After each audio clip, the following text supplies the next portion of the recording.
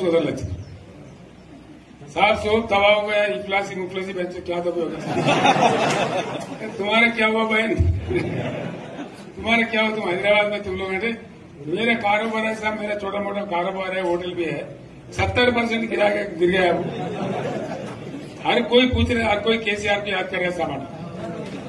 వాళ్ళు మాట్లాడుతున్నారు ఎక్కడ ప్రతి ఒక్కరు భూముల ధరలు పోయినాయి మందు పోయినాయి మసాలా అన్ని పోయినాయి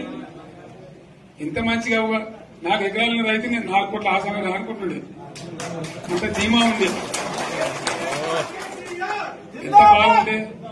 హైదరాబాద్ నుంచి అడిగితే కూడా వచ్చి మనం ఇయ్యకపోదాం భూములు డిమాండ్ పెరగాలని అంత బ్రహ్మాండంగా మారుమూల ప్రాంతంలో కూడా 40 లక్షలు 50 లక్షలు ఎకరానికి ఉండేది అటువంటిది సగానికి సగం పడిపోయి మొత్తం నాశనం చేశారు వీళ్ళు ఇట్లే వదిలిపెడితే ఇంకింత నాశనం అవుతుంది కాబట్టి మనం కొట్లాడాల్సిందే నేను ఇంకొక మాట మీకు చెప్తా ఎలక్షన్లలో నేను మస్తు చూస్తే 50 ఇళ్లలో పార్టీలు గెలితే ఓడితాయి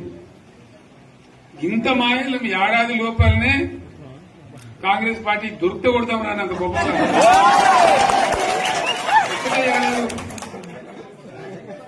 ఇంకా వాళ్ళ పొంద తెలివికి నిన్న వారి పార్టీడే మంది వేటలు అదేందో పోలింగ్ పెట్టిన వాడు చూసారా మీరు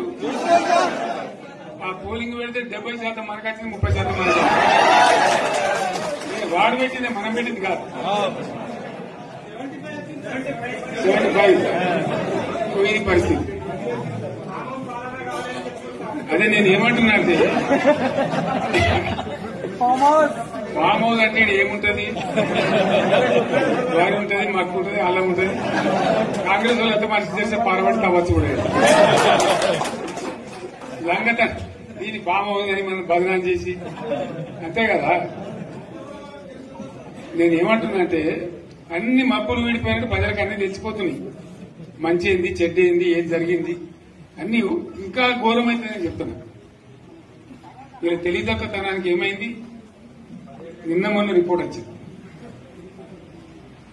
comptroller and auditor general of India అని కాగ్ అంటారు దాన్ని కాగ్ రిపోర్ట్ వచ్చింది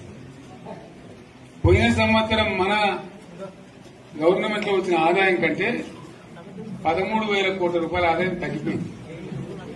ఇంకా మార్చి పోయేవారికల్లా